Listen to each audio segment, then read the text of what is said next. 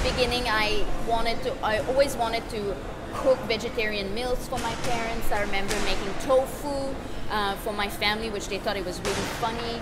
And so for me, it was quite a natural thing to eventually move towards a plant-based lifestyle. Because when I was on my own, before I met him, I was pretty much a pescatarian. Then I met this guy. This guy was eating 1 kilo of meat a day. Steak for breakfast at 5 a.m. with a knob of butter because that was meant to be good for my health. So. Yeah, with a handful of nuts. With a handful of nuts, yes. So when I met him, obviously I started, like he was a personal trainer, so he was working late at night, so I was cooking dinner for him. So I started eating pretty much what he was eating, and for me it just didn't fit me at all. So I started having massive digestive disorder, like I could not digest anything. It was just, every meal was a stress. I was feeling bloated. So I started looking into it, and I found everything was pointing towards a plant-based diet. So I tried. I started, and within a few days of cutting out all animal products, mostly, I felt so much better. Like I was not feeling bloated. Every meal I was not in pain. So he kind of got curious about it, and he was just like, 'cause to him it didn't make sense. Of course not. From a fitness standpoint, all I was thinking about was protein and muscle gain, and that was my mindset, and hence the high protein, low carb diet, and yeah, it just didn't make sense. Yeah, it was like, oh my god, you're not like falling down. I was just feeling like you're having carbs, like what? So I was just feeling so good, and he started getting curious, and then he started telling some people that he knew, and some of his friends started suggesting that we watch a documentary on animal cruelty together, and we did. And for him it was overnight, the change. So he decided, he says, I'm done participating to this. I'm gonna become a vegan. And I was like, are you sure? Like, I can still cook for you. Like, I just didn't want to be the person to like force him into it. And no, and we just went into it together. We found some recipes, we learned about the lifestyle, and we started like, creating community, meeting other people, and then it's been 7 years. 7 years. My vegan anniversary was yesterday, April 12th. So 7 years, and I haven't shriveled away yet. I'm still around, so no protein deficiency. So that was all it started. Yeah. So in terms of where my journey began, I mean, Emily mentioned that I was inspired by what she went through. Her digestive issues just pretty much went away almost instantaneously, and that sparked curiosity. But she shared a few books with me. One was Vegan Bodybuilding and Fitness, and also Food Revolution. And Food Revolution by John Robbins actually talks about how a plant-based diet is healthier, more sustainable, and of course better for the animals. So that was, alright, cool, that's interesting. I didn't really make the connection yet, but after watching the documentary on animal cruelty, almost instantaneously I made the connection that, my dog, my cat, the cow, the chicken, the pig were all equal. They had every right to live. So for me, I came into this whole lifestyle from an animal welfare point of view. And bottom line is, when I first started my journey, I was afraid, because the first thing when you go vegan overnight, you're just like, oh, am I going to lose my muscle mass? Am I going to lose my clients? So I went vegan overnight, and I made it my mission to change the way and relearn nutrition. So fast forward to that, for me was activism, was being the best version of myself, thriving on this lifestyle. So I competed as a natural bodybuilder in 2010. I placed for that competition in Australia as an omnivore, a high protein, low carb athlete. And then in 2013, I competed again, but this time as a vegan, because I had a chip on my shoulder. I wanted to prove to the world that you could not only do it vegan, but you could do it well. So that was my journey, and subsequently I competed. I hung up my posing trunks. I was done with bodybuilding. I was sick of looking in the mirror and, I'm not lean enough, I'm not big enough. I moved into CrossFit, and from then on was CrossFit. I do a lot of gymnastics, train about 6 times a week, and also I do Spartan races, so obstacle racing as well. But throughout my journey, I've learned a lot about nutrition and plant-based nutrition, and I made it my mission to want to advocate this lifestyle in the most positive and empowering manner. Every single year, about August, September, I co-host an online event. It's free for everyone. Just go to plantfitsummit.com, and you'll be able to watch interviews that we've done. So I've interviewed Olympic athletes, medical doctors, cancer survivors. For example, Josh Lejeune there, he was morbidly obese. He was about 400 pounds, if I'm not mistaken. And after following a whole food plant-based diet, he dropped 200 pounds and became an elite ultra runner. So in terms of weight loss, we talk about weight loss, I think it's about sustainable weight loss, because we can go for a 3-month transformation program, and then next thing, 1 year later, you're back to where you started. Have you guys kind of seen that before? Experienced that yourself? Myself included. So it's about dropping the body fat and keeping it off. And throughout my journey, I've also met people who have reversed and connected with people who have reversed chronic disease. We're talking diabetes, autoimmune diseases, skin condition, and I even spoke to someone who reversed stage 4 kidney cancer and stage 3 breast cancer. So it's just incredibly inspiring. And we're in a gym right now, so of course we're talking about health, but I'm talking about fitness as well. I'm not sure where you guys are in terms of your fitness journey, whether you do group fitness, whether you're strength training, whether you're a CrossFit athlete, whether you're into bodybuilding, but it's about enhancing athletic performance. So what is enhancing athletic performance? Lean. Who wants low body, a lean body? Who wants strength? Mobility. Endurance, better endurance, more energy. Endurance, ultra endurance athlete there. So yeah, across the board, different athletes are now moving towards a plant-based diet for enhanced athletic performance. We're talking better recovery, better body composition, but at the same time not sacrificing health. So I think we want to bridge that gap, because we live in a fitness culture where there's almost a disconnect. There's fitness on one end and there's health. And just because you're fit doesn't mean you're healthy. So I think it's about finding that middle ground where you're not only fit and energetic, but you're also healthy. So in terms of healthy and performance, I'll let Emily share with you a little bit about her athletic journey. So for me, I've pretty much been an athlete all my life. So when I watched the 1994, it tells a bit of my age, I'm turning 35 this year. So when I watched the 1994 Olympics, I decided I wanted to go to the Olympics. That was my dream. So that's why I picked up speed skating here, short track speed skating. So that was me. And I did pretty well. I went to the World Junior Championships 3 times and I finished 5th in the world in 2002. But I remember as well, like as I said, when I was younger, I wanted to be a vegetarian, but I could not, my coach did not allow me. He said that tofu was not a real protein. I needed to eat horse to be fast. Because yes, I'm French Canadian, so we do eat, well, I mean, horse meat is actually normal to eat. Game meat, I mean bison, moose, caribou. So which sounds really funny. So yeah, so he was like, no, you need to eat horse meat. So it was always in the back of my mind that you cannot be athletically strong if you're not eating meat. But me, it's been a completely other story. When I switched to a plant-based diet, I found new energy.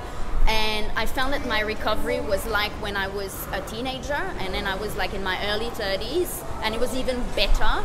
So that's why I took up long distance running. So I trained for my first marathon, and within 3 months, and ran a Boston qualifier. So I was like, I think I'm okay. So then I trained for my first ultra, and now I've been running. I ran 4 times 100K races, and I'm training for Ultra Trail Australia, which is 100K in 5 weeks. So for me, it's just been like amazing recovery. Like as I said, like when I was a teenager, and no horse meat anymore.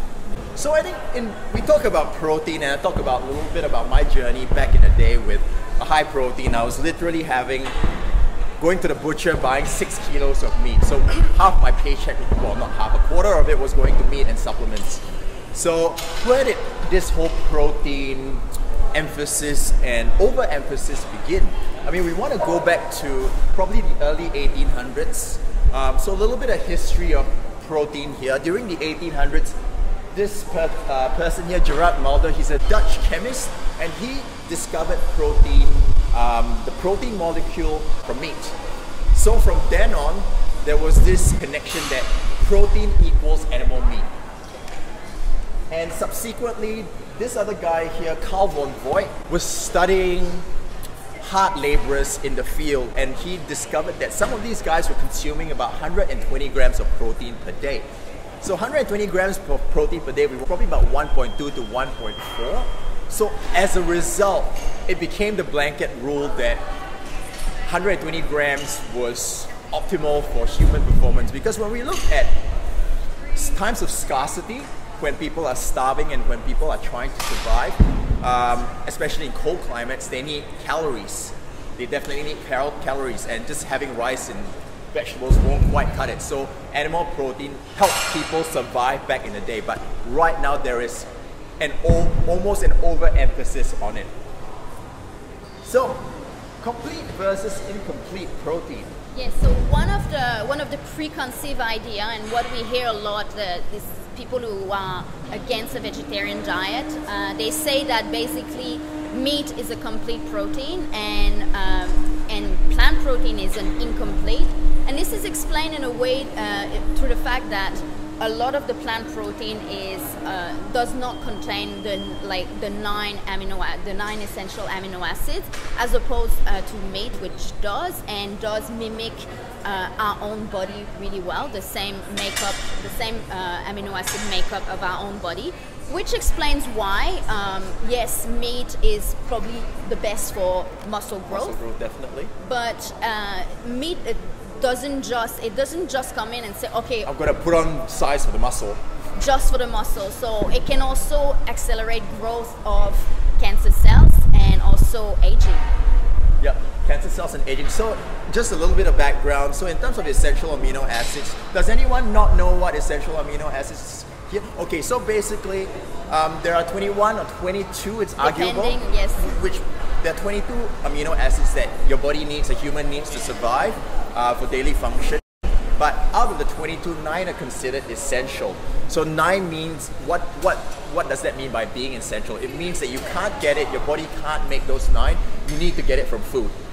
The thing about animal versus plant protein is that all 9 essential amino acids are present in animal and plant protein, and like Emily said, because animal protein, the ratio, if you look at the 9 essential amino acids, the ratio of each is very, very similar for animal protein to human amino acid profile. That's why if I were to eat animal protein, I'm probably going to be twice the size.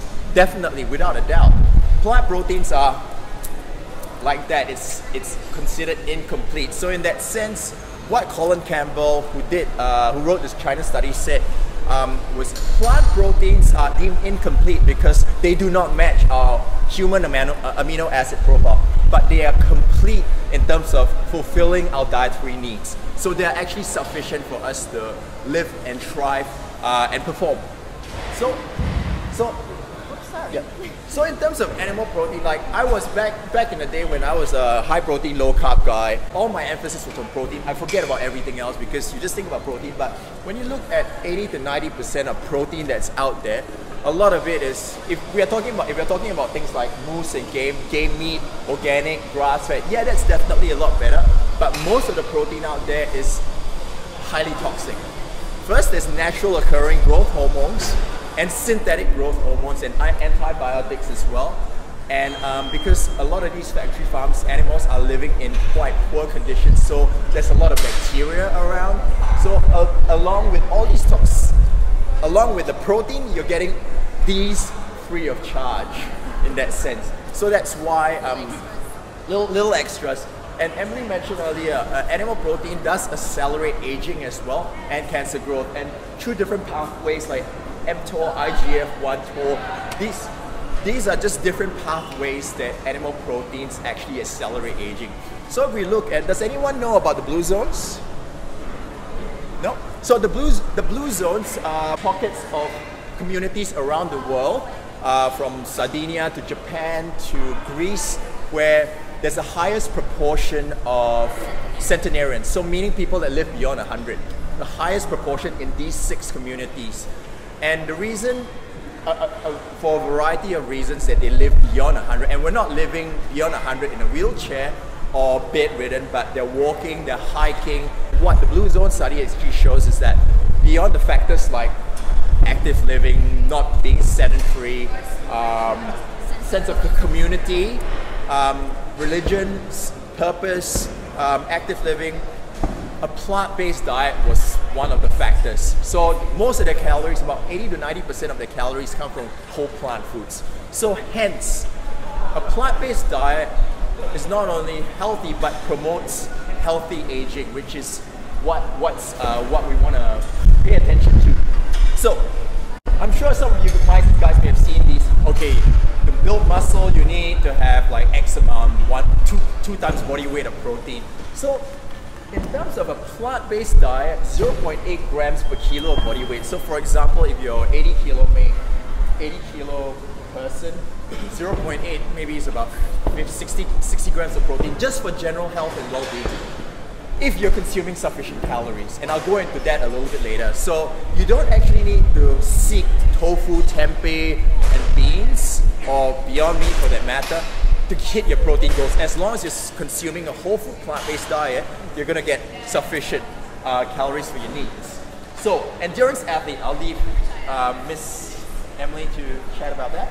So for me, I reach, so it's 1.2 to 1.4 grams of protein per kilogram. The way I reach it is just to make sure that every of my meal contain a source of protein that is a little more concentrated.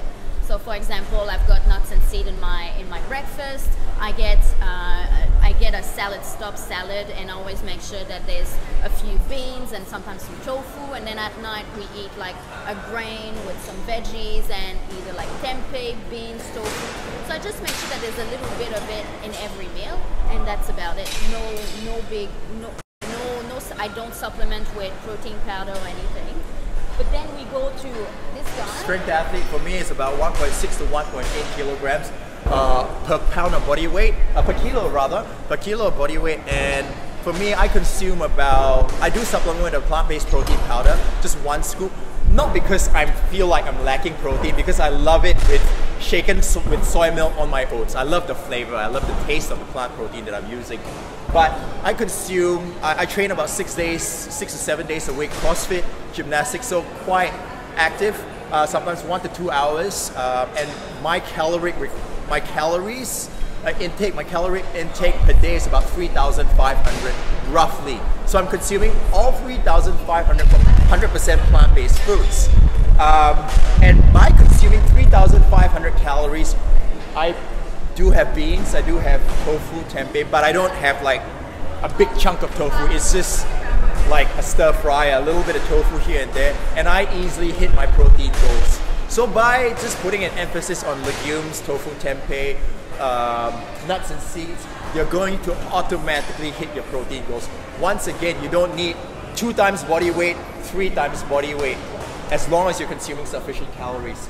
So I want to go into right now the challenges, because people say, oh Luke, I get you, I've read a book on sustainability, on ethics, I know about animal welfare, athletic performance, but oh my goodness, I'm gonna miss my meat. Does anyone feel that way sometimes by going plant-based? Yes, someone's like, oh, I can't, I need my meat, I need my chicken rice or whatever it is. And I think we want to address that challenge, which is a main one for some. For us at the beginning, we were very confused. I remember making these, because look, your whole life you've been cooking like a meat, a veggie, potatoes. I'm from North America, so that's what we know. But you've been used. It's been simple. So for us, we made it a point. We just like wanted to learn.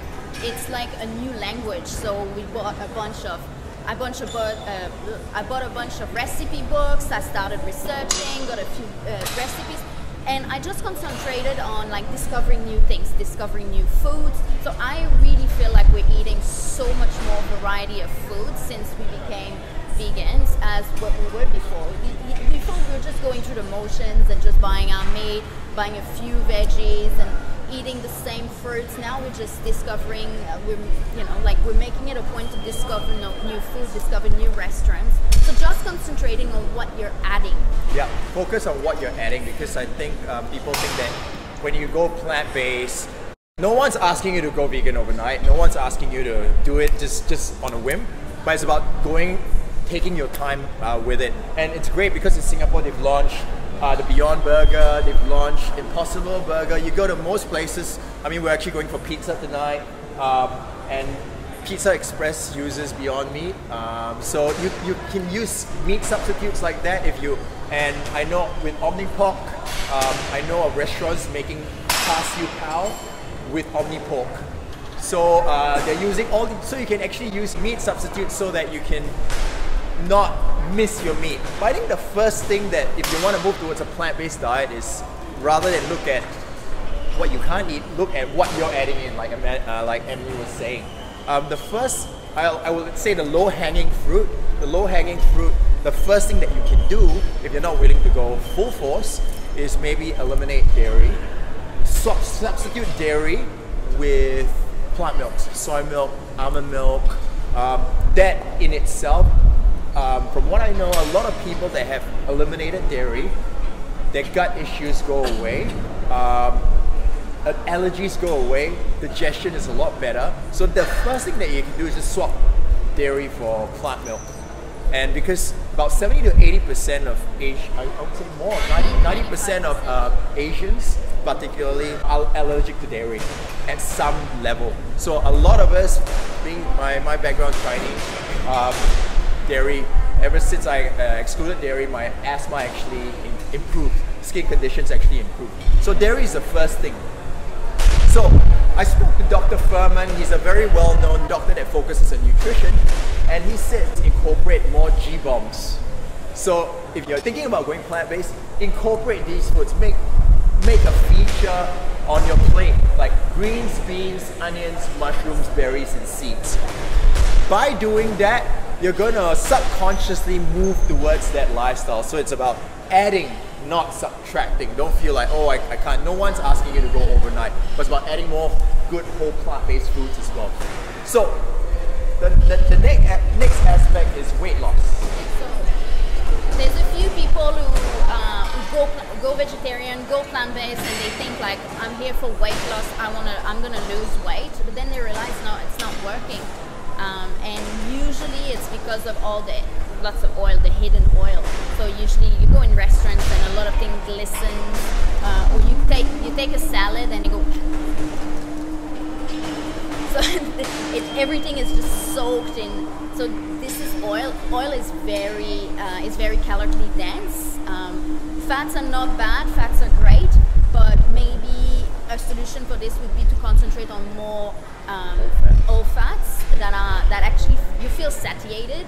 Like you do not really feel satiated when you eat a tablespoon of olive oil. Like I don't know, like it would be like okay, as you would feel much more satiated if you have like half an avocado. So this is just like little tricks like that and little things that go in the way of losing weight. So yeah, I mean, back to what Emily was saying, yeah, oil is not satiating, and I've had clients who are Indian vegetarians, and people would think, oh, well, you're vegetarian, you're going to be healthy. Not necessarily so.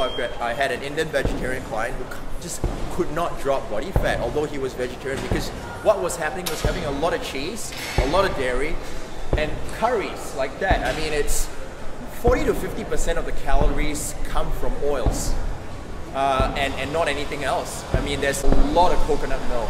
And if you look at the dal, it's extremely oily. And even when we go to the hawker center and eat economy rice, when you actually if you can't find anything there, we will eat economy rice, and we just choose the vegetables. And you can almost see your own reflection in the vegetables because it's so oily. So the key to weight loss is watching your refined oils. And as this diagram says, with all that's what 500 calories of oil looks like in your tummy. And that's why when you're following a whole foods plant-based diet, focusing on pretty much whole foods, nuts, seeds and legumes, whole fats, it's almost impossible for you to put on weight. And that's why, like Josh Lejeune, the story that I shared earlier, he dropped body fat and kept it off. Because what actually happens when you eat fruits and vegetables or whole plant foods, your nutrient and stretch receptors in your gut actually activate. So you eat lots and lots of fruits and veggies, whole grains, it goes in there and your gut stretches. It sends a signal to your brain to stop eating.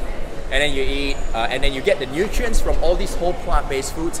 Another signal to your brain to go, all right, stop eating. However, if you're just eating cheese and oil, your gut's not stretched, you're not getting a lot of nutrition, and that pathway is disrupted. You don't actually know when to stop, and by then, you eat about 1,000 calories, Ben & Jerry's, like whatever ice cream, and you put rice on top of it.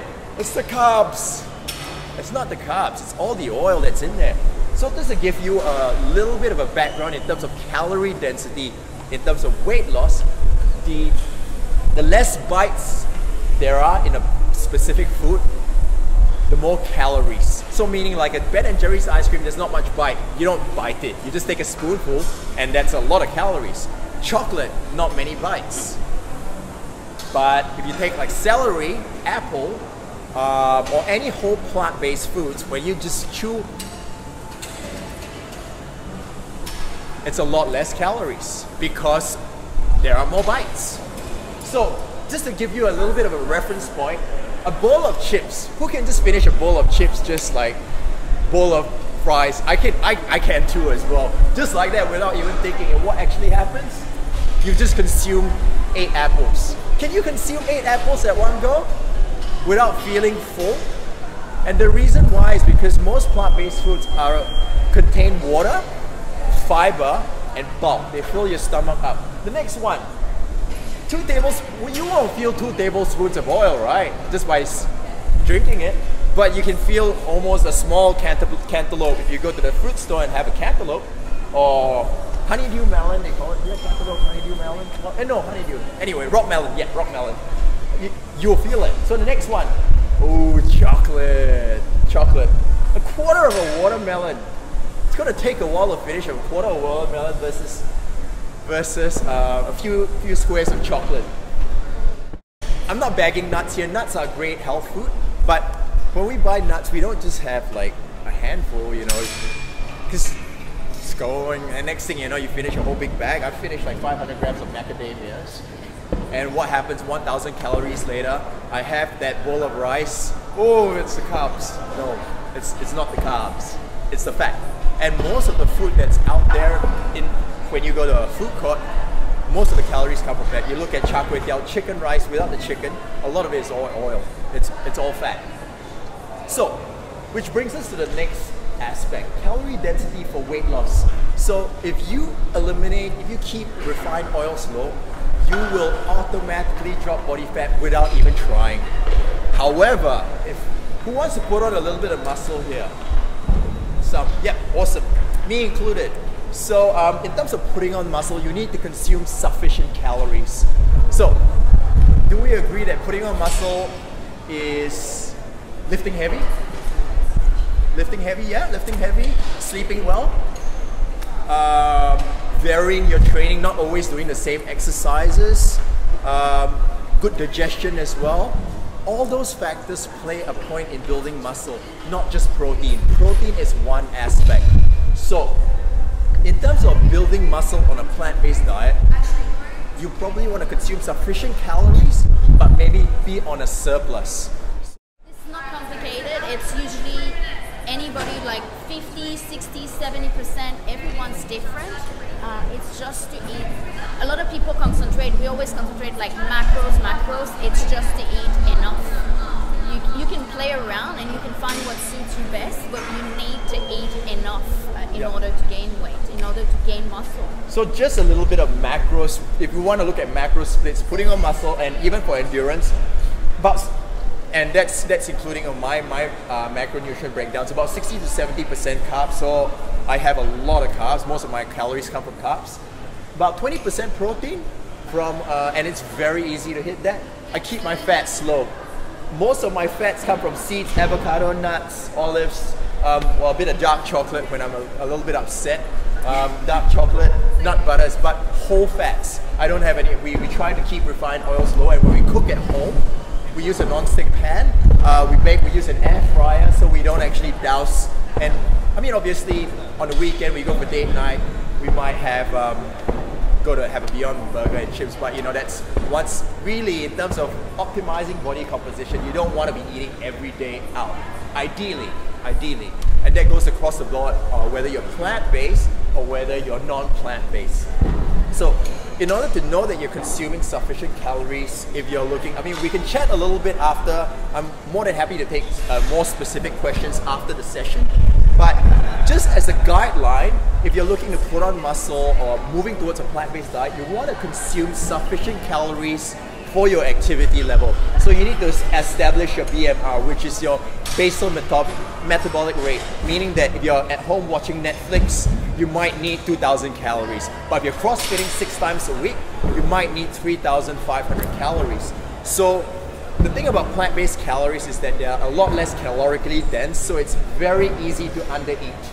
So by actually tracking yourself to see, oh, okay, I'm short, or maybe it's not because of the lack of protein that I'm not putting on muscle mass, I'm not eating enough. And when you actually track, you have a clear idea of where you stand in terms of whether you're consuming enough, whether you're under-consuming, or whether you're having a surplus.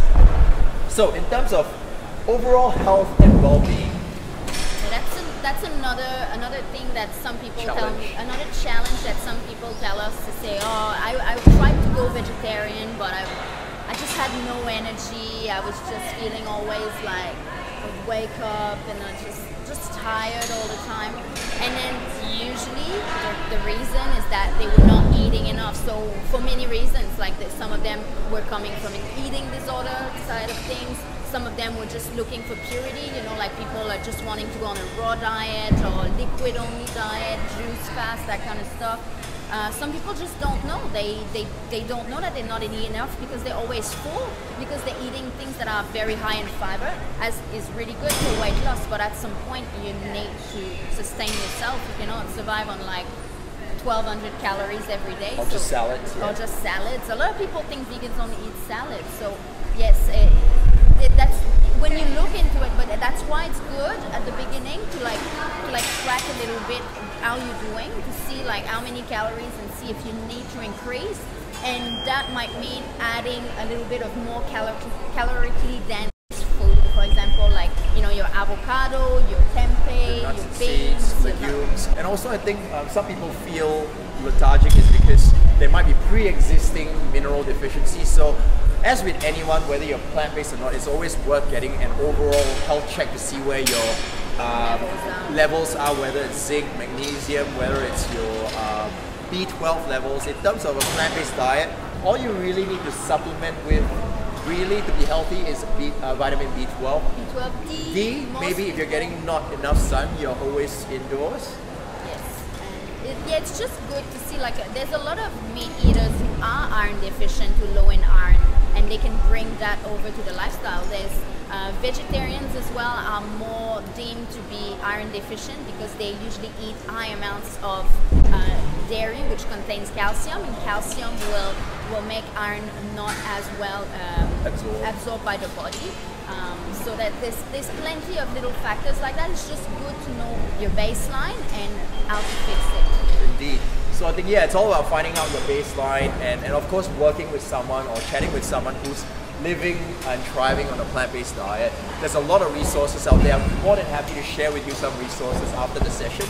So I think it's important to look at food from a holistic perspective, not just macronutrients and micronutrients, but whole plant-based foods as nature intended, as close to its source. I think it's also important to look at what food that exists today, how it impacts the environment as well. I think we need to bring this discussion up because animal agriculture is one of the leading causes of land degradation, wastage of resources, and right now we're about 7 billion people and we grow enough food to feed 10 billion and there are 800 million starving. So a lot of the food that we grow and harvest is fed to animals so that we can get our protein. And the people that are getting this protein are more well-developed countries. As we can see, China and India are starting to increase their protein consumption, animal-based protein consumption, because they are becoming more affluent. So meanwhile, there's this disparity. So it's a completely inefficient system. And in January, the Eat Lancet report was published. There were a total of 36 scientists, if I'm not mistaken, and over 16 countries that drew the correlation between a plant-based diet with health and the environment. So for once ever, there is this connection with what we eat, how we feel, and what it's doing to the planet.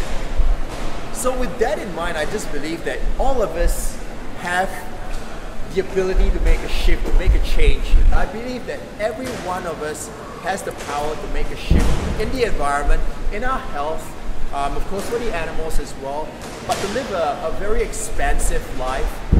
And I think when you make the distinction between plant and animal protein, you want to make an informed decision and know what the impact is on your health, the environment, the animals, and then decide there. And that's really why what drives us to spread this message, so that hopefully you can go on your journey, maybe move towards a slightly plant-based perspective and get healthier, happier, and just vibrant, I would say.